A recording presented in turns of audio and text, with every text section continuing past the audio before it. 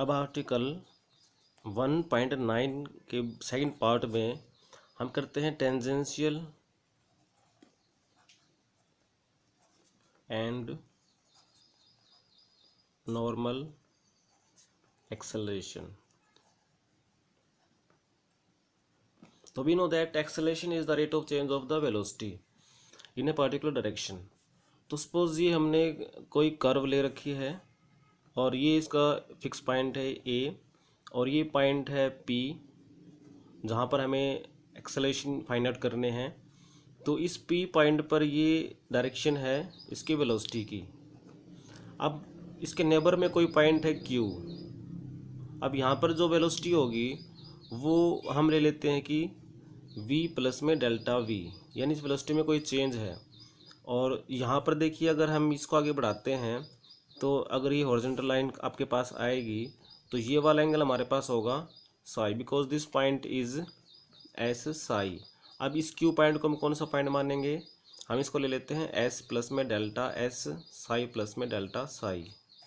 Means ये जो length वो तो डेल्टा एस आ गई और ये जो एंगल बनेगा इसके साथ ये बनेगा साई प्लस में डेल्टा साई। इसका मतलब ये वाला एंगल आ गया डेल्टा साई। तो हम इस सारी कहानी को क्या लिखेंगे, let P be the position of particle at any time T where velocity is v, और ये कहाँ होगी, along the tangent at p। अब हमें एक्सेलरेशन निकालने के लिए हम क्या करना पड़ेगा, कुछ टाइम देना पड़ेगा। Let after a time delta t the particle is at q।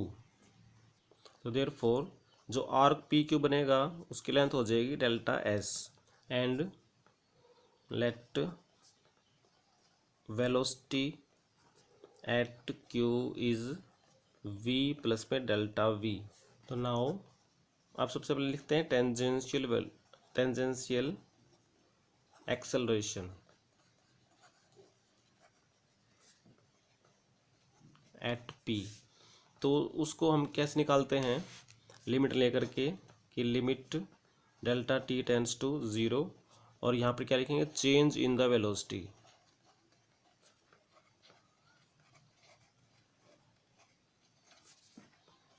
Along the tangent at p in time delta t। और डिवाइड में क्या करेंगे, इस चेंज को डिवाइड करेंगे हम जितना टाइम लगा है डेल्टा t टाइम, तो ये हमारे पास रेट ऑफ चेंज बन जाएगा। तो देखिए limit delta t tends to 0।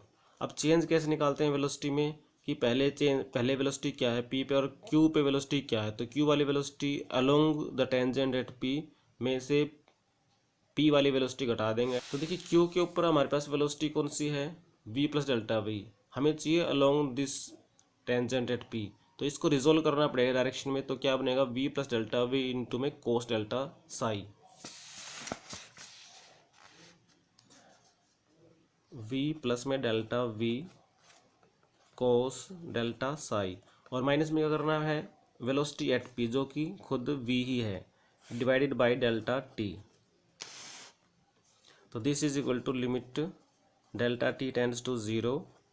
अब v प्लस में डेल्टा v, इसकी अगर आप एक्सपेंशन करेंगे तो हमारे पास आएगा जस्ट 1 और माइनस में v और बाई में डेल्टा t।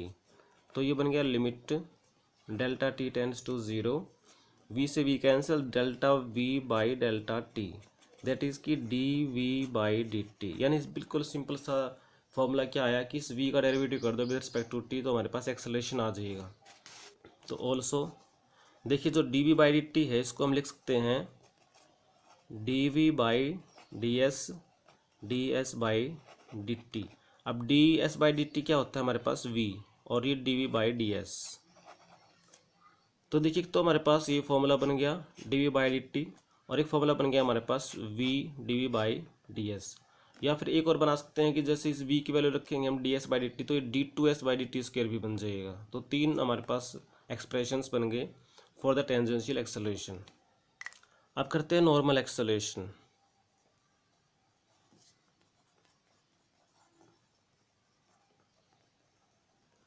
तो उसको क्या लिखेंगे, लिमिट एट पी। तो लिमिट में क्या लिखेंगे कि delta T tends to zero, और यहाँ पर हम क्या लिखेंगे, चेंज इन द वेलोसिटी